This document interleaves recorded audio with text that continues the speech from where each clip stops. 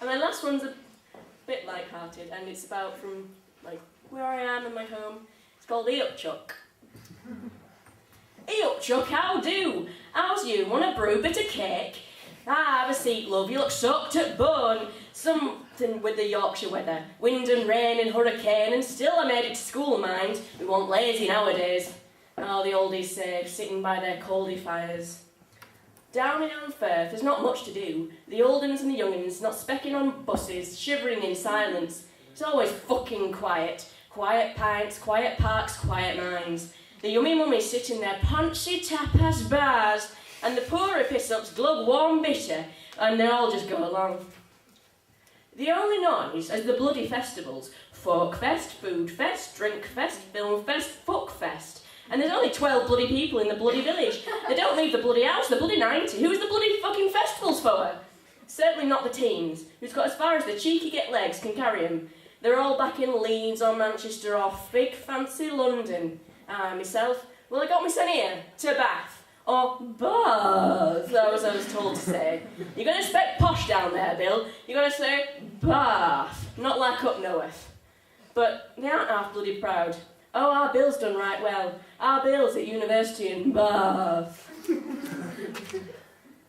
That's the only right lovely thing about being up north.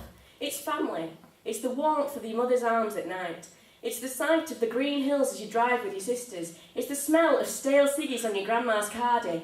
It's the taste of warm Yorkshire pudding drenched in gravy. It's a true Yorkshire, made by Yorkshire hand on Yorkshire soil.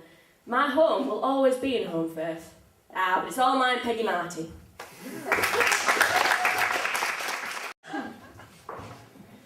It's hard being stalked by a stalker.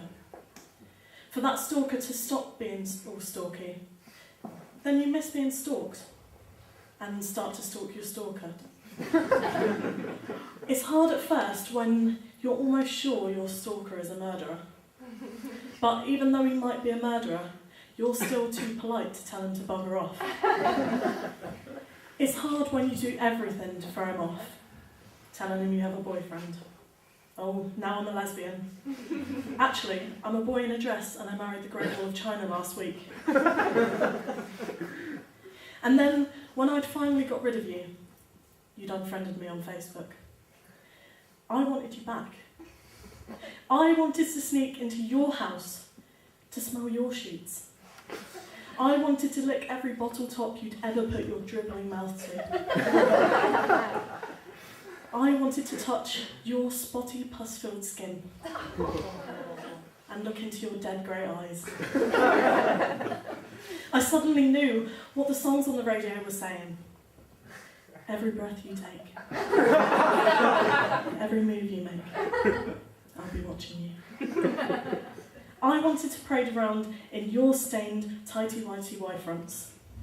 Make a shrine to you, put your face on a pillow, seal locks of your greasy hair.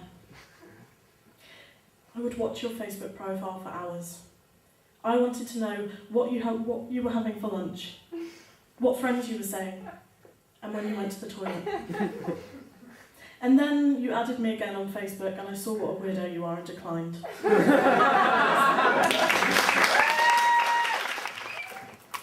Okay, so this first one is called Terror, but not like, terror.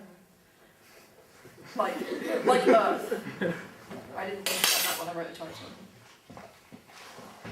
She threw a little sound through her two front teeth that trembled through the ancient ground and sent the sprites to sleep. Lit by amber fireflies, they slumbered through the years, till they awoke with widened eyes, blue with angel tears. For they awoke to chaos, to cities lit by fires, to churches filled with hot gaslight and shadows in their spires. The little girls weren't singing, they did not make a sound. Childhood didn't matter, the innocence had drowned. Their tears fell hard on concrete, so far below the sky. In sorrow then, the sprites turned back and bid mankind goodbye. So once again they burrowed, through tunnels dark and deep, and in the eerie undergrowth, they cried themselves to sleep.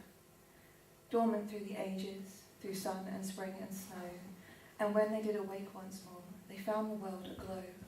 Wrapped in fresh green grasses, the air was filled with voice, and yet there was no man about, and so the sprites rejoiced. first performed this in an anarchist squat. It was rather exciting. It's called The Vending Machine. Staring into the food dispensary, I eye the candidates. Each stares back with its deceiving, non-degradable eyes, biding its time, biding its time. I can't decide, I'm overwhelmed with the choice, the variety and the lack of interest I can summon. Yes, chocolate, the round coated balls of honeycomb, the thick sugary nutty things that stare me down. Candy gunslingers. You look at me, kid, the Twix, 2 chocolate fingers stuck up firmly in my direction. Eat me, son of a bitch. Push someone past me. You go first. I'm not ready to face the mouth of the monster. Plucking up my courage, I slot my pounder to its metallic wall and punch in the number, forced to conform to its corrupted language. The packet falls. The change rattles through its skeletal interior. 20 pence. The bugger shortchanged me. Thank you. Okay. So thumbs up is the cat, isn't it? And then point at you for a scream. Point to you for the saxophone. Can you do a saxophone? Somebody do a saxophone. Sort of like down here. Okay. I'm going to try and do a Chicago accent. My name is Phil Kiddies. This is a detective poem. Split garbage bag spills out used condom.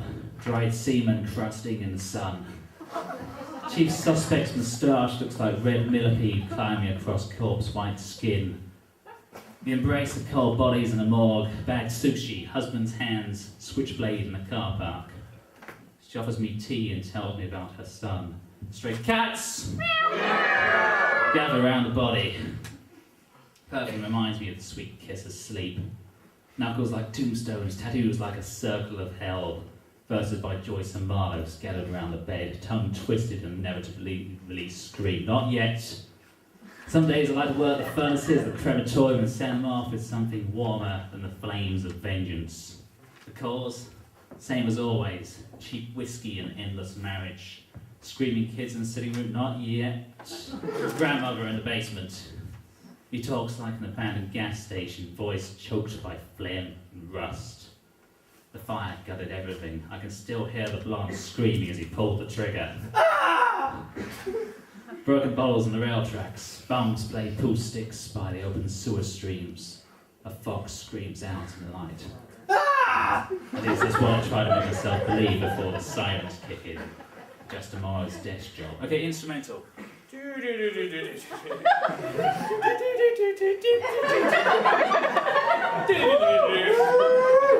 No. A watch with missing hand, scratch records, political speeches by right-wing candidates. An old bottle of milk grows in the kitchen. Mosquitoes smeared down the wall by the bed. Thumbprints on the windows, a radio taken apart and a knife, the smell of last year's dog. Street poets coughing blood from their lungs, fantasies of another day, another life. A glance on the street from someone you used to know. The dreams of hookers and pimps, the pillows of pensioners.